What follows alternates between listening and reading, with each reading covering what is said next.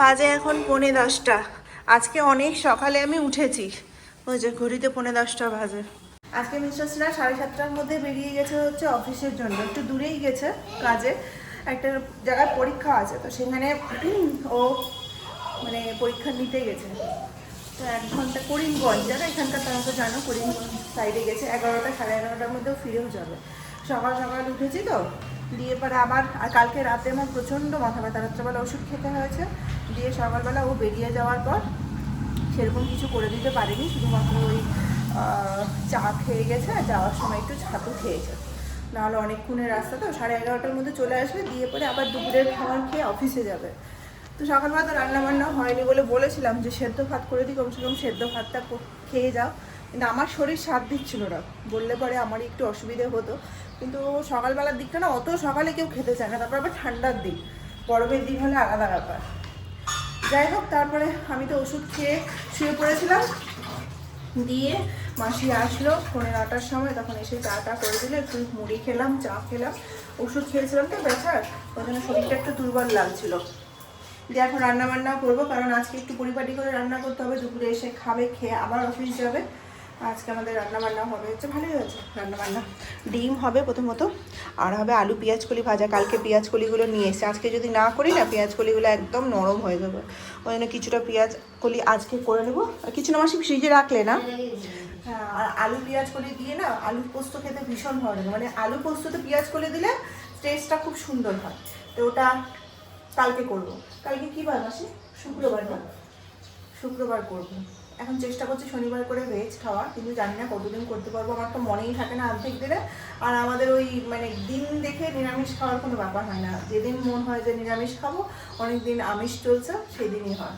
তো বাঁধাকপির তরকারি হবে, ডিমের ঝোল হবে, আর আলু ভাজাই, ব্যাস এইটুকুই হবে আজকে। আর এই কদিন ধরে আমার কি হচ্ছে, কদিন ধরে সকালে ওঠা হচ্ছে, আবার শুয়ে পড়ছি গিয়ে, দিয়ে পরে শরীরটা একদম খারাপ করছে। বলো বাবা। সবজি যখন কেটে রেডি করা হয় তখন কি ভালো লাগে, একসাথে সব কিছু সাজানো আছে, বলো মাসি। আর ওদিকে মাসি ডিম ছুলছে, রান্না একসাথে বসিয়ে দিই দুটোতে। না আজকে আমাদের দুটো কড়াই লাগবে রান্না করতে, তাই না? আমাদের বাসন রাখার জায়গাটা একটু অসুবিধা হয়ে গেছে, খোলা খোলা বাসন থাকে তো।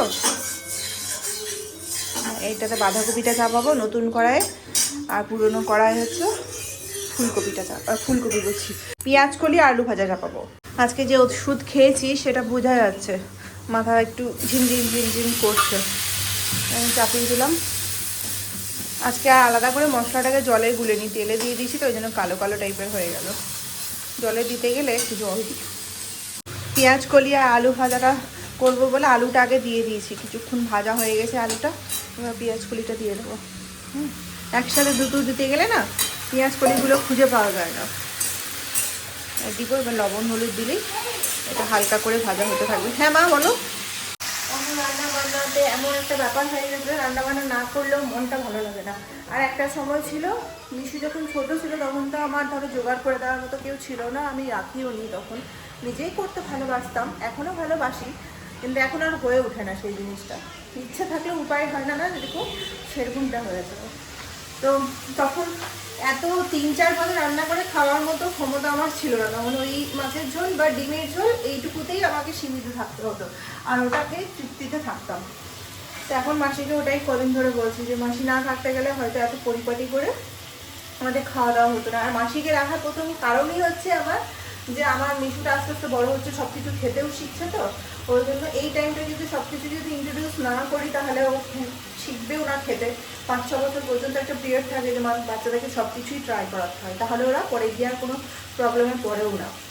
তো শাকসবজি বিশেষ করে আমার পক্ষে সম্ভব ছিল না একা হাতে শাকসবজি রান্না করে 2-3 বারে খাওয়ানো, তো মাসি আছে বলে এত সুন্দর করে পরিপাটি করে খাচ্ছি। যারা আমার প্রথমকার ব্লগগুলো দেখেছে তারা হয়তো জানবে যে আমি এত মানে সুন্দর সাজানো গুছানো রান্না কোনোদিনও করিনি। সেই সকাল 7টা না 6:30-7টার সময় উঠতাম, 8টা-8:30টার মধ্যে রান্নাবান্না কমপ্লিট করতাম, মানে মিশু স্কুল যাওয়ার আগে আমার রান্নাবান্না কমপ্লিট হয়ে যেত। তার মানে ভাবো যে আমি কী করতাম। যাই হোক, হলো পুরোনো গল্প, এখন তো অনেক চেঞ্জ হয়ে গেছে। মশলাটা কষানো হয়ে গেছে, এবার বাঁধাকপিটা দেবো। আর বাঁধাকপিটা না খুব সুন্দর আছে, মাসি কেটেওছে। প্রথমে মাসি একটু মোটা মোটা করে কাটতো, এখন মাসিকে বলে দেওয়া হয়েছে বলে মাসি একদম পাতলা পাতলা করে কাটে। আর বাঁধাকপি যত বেশি পাতলা কাটবে তত বেশি ভালো লাগে, পুড়ে যাচ্ছে মশলাটা। আর এদিকে পেঁয়াজ কুচিটাও চাপিয়ে দিয়েছি লবণ হলুদ দিয়ে, আস্তে আস্তে ঢাকা ঢাকা হয়ে হোক, কম আছে। বাঁধাকপিটা দিয়ে দিই, আর কষানোর দরকার নেই। বাঁধাকপিটা দিয়ে দিলাম। মটরশুঁটিটা একসাথে না দিলে না মটরশুঁটিগুলো সেদ্ধ হয় না। মাসি বলছিল কষিয়ে দিতে, কোনো কষানোর দরকার পড়ে না, তাই না? আমার তো এটাই মনে হয় যে মটরশুঁটিকে কষানোর দরকার পড়ে না। এটা ঢেকে দেবো, তাহলেই হয়ে যাবে। আজকে আমার দিনই শুরু হচ্ছে কটার সময়? মাসি এসছে 11টার সময়। একবার তো সকালে উঠেছি ওই আধা ঘন্টার জন্য, তারপরে আবার শুয়ে পড়েছিলাম। মাসি আসলো, তারপরে আবার আমার নতুন করে দিন শুরু হলো 9টা থেকে। তো ওটাই বলছি মাসিকে, আমি বারবার করে যাচ্ছে তাড়াতাড়ি রান্নাবান্না হয়ে যাচ্ছে, উঠে পরেই রান্নাটা বসে গেছি। অন্যদিন তো টাইম থাকে, কিন্তু না, ঘড়িতে 10:15 বেজে গেছে। মানে অন্যদিন এতক্ষণ আমাদের রান্নাবান্না হয়ে যায় বেশিরভাগ দিনই। আজকে লেট করে উঠেছি বলে মনে হচ্ছে তাড়াতাড়ি হয়ে গেছে।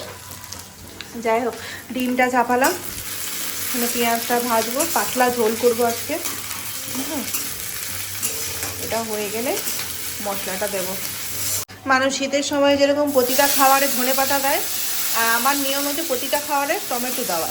টমেটো না দিলে আমি মানে শান্তি পাই না, ভালোই লাগে না, সে শীত গ্রীষ্ম বর্ষা সব সময়। টমেটোটা দিলাম, ভুলে গেছিলাম, গোটাই দিলাম, ভেজে পরে তারপরে মশলা দেবো। টমেটো না দিলে তরকারি মনে হয় কালারটাই আসে না। আমাদের এত বড় মিক্সির বাটিতে মশলা বাটতে হচ্ছে, মানে চিন্তা করতে পারছো কি কষ্টে বাটছি। মাসিকে ঘষে দিতে হচ্ছে আগে, গ্রেট করে না দিতে গেলে মশলা আবার ঘুরছে না, গোটা গোটা থেকে যাচ্ছে। এত বড় বাটিতে হওয়ার কথাও না। এটাতে মিষ্টি দিলাম আর একটু লবণ দিলাম, সব দিয়ে এখন দেখি ফাইনাল কেমন হয়।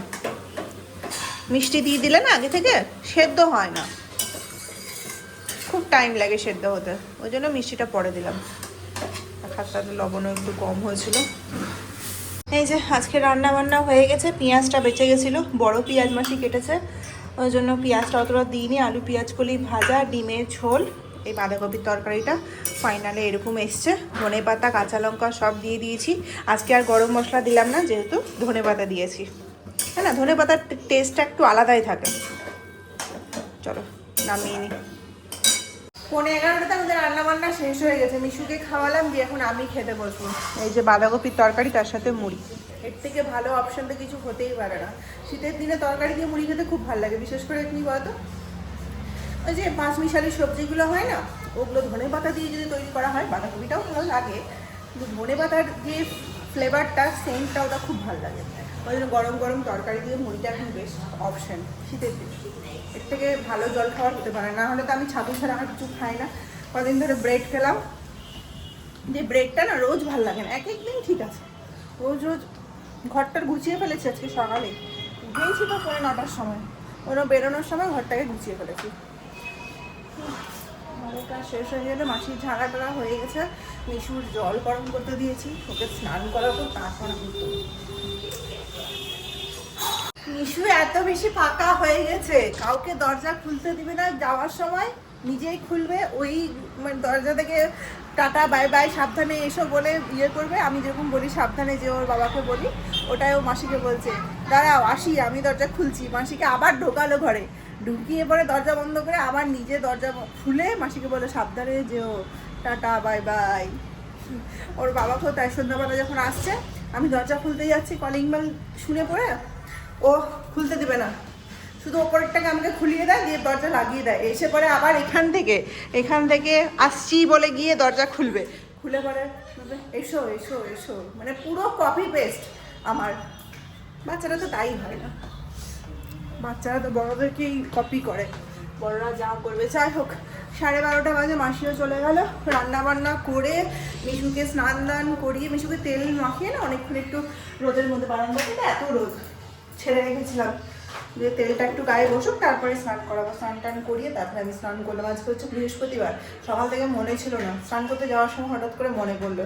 বেরিয়ে পরে আমার ঠাকুরের বাসন টাসন নামিয়ে মাসি ভিজিয়ে দিল, দিয়ে পুজো করলাম। সকালবেলার গল্পটা একটু আলাদাই থাকে, সব বাড়িতে একই রকমই থাকে। হ্যাঁ বাবা বলো। মিশুর এত লাফানোর কারণ কি জানো? দেখাচ্ছি কি কারণ। ওই যে ওর বাবা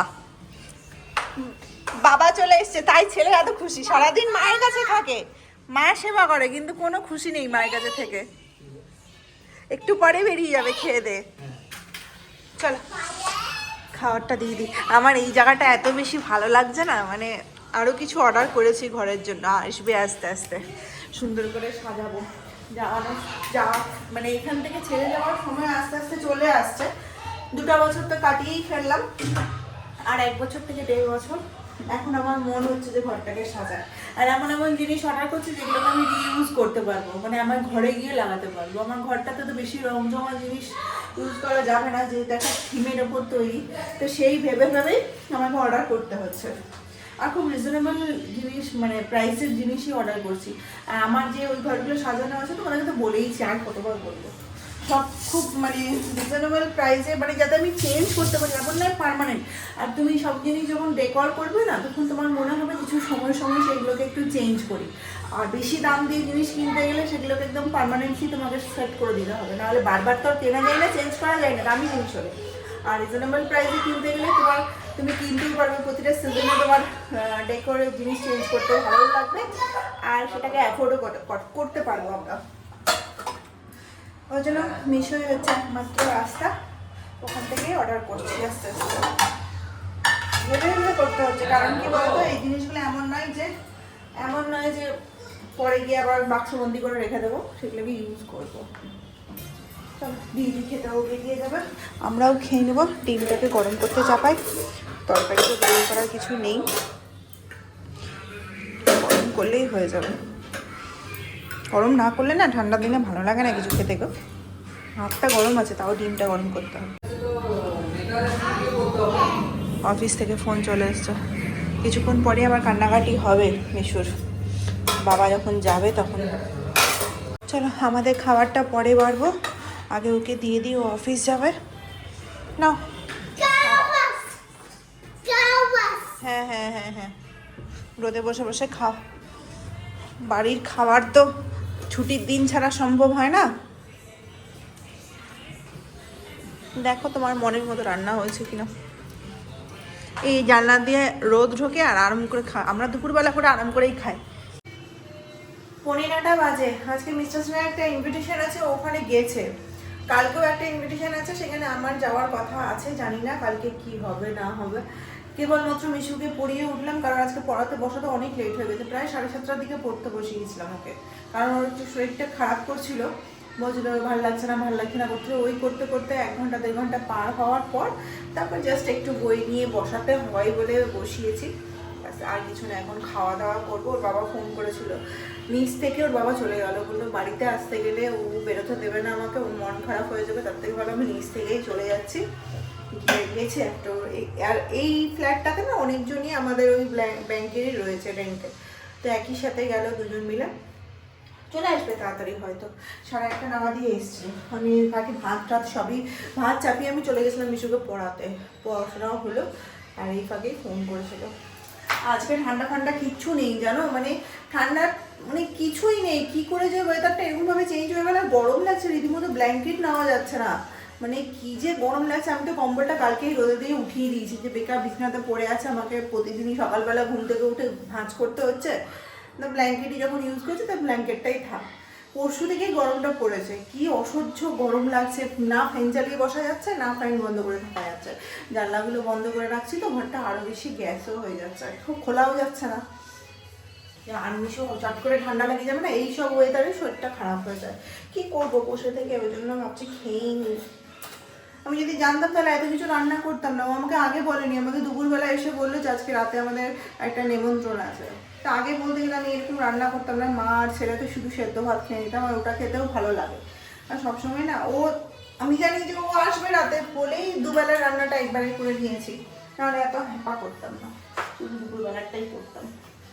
যাই হোক, এখন মিশুকে আগে খাওয়াবো, কারণ বেচারা খিদে পেয়ে গেছে। সব ঘুম থেকে উঠে পড়ে সেই কখন দুধ আর বিস্কিটটা খেয়েছে, তারপরে তো চললো ভাল লাগছে না, ঘুরতে যাবো করতে করতে বেচারা একা বসে আছে। ভেবেছিলাম ঘুরতে নিয়ে যাবো, কোথায় নিয়ে যাবো ঘুরতে, বসে আছে আমার দিকে তাকিয়েই বসে আছে। খাইয়ে দেবো এখন। টিভি দেখছে দেখুক, ওই খাইয়ে দিয়ে আমি খাবো, কারণ ওর খিদে পেয়ে গেছে। একসাথে দুজন বসতে গেলে না আমার খাওয়াটা ঠিক মতো হয় না ওর খাওয়াটা ঠিক মতো হয়। বসে যায় এই কারণেই যে ও কমসে কম আমাদের দেখে খেতে শিখবে এই ভেবে। আর কদিন বলো, মানে আমি ভাবি যে ওরা হয়তো নিজে হাতে খাবে, কিন্তু ঠিক আছে থাক, বড় হলে তো নিজেই খাবে। আর এই যতদিন 5-6 বছর পর্যন্ত হয়তো মানে আমার হাতে খাবে, তারপর তো নিজে, আর একবার যদি নিজে খাওয়া শিখে যায় তাহলে আমার হাতে খাবেও না। তো এই সময়টা একটু এনজয় করে নিই, তাই না? এই সময়টা তো সবসময় থাকবে না, হাতে খাওয়ার সময় অনেক থাকবে। তখনই বরঞ্চ বড় হয়ে গেলে মিস করবো এইসব দিনগুলোই, তাই না বলো? যে ছেলেটা আমার কাছে আসতো, মামা করতো, বিরক্ত করতো, আমি তখন বিরক্ত হতাম, এটাই ভাববো। কিন্তু এইসব মনে করে পড়ে না আর বিরক্তিটা আসে না, ভাবি ওইসব জিনিসই। চলো খাইয়ে দিই, তারপরে আমি খাবো।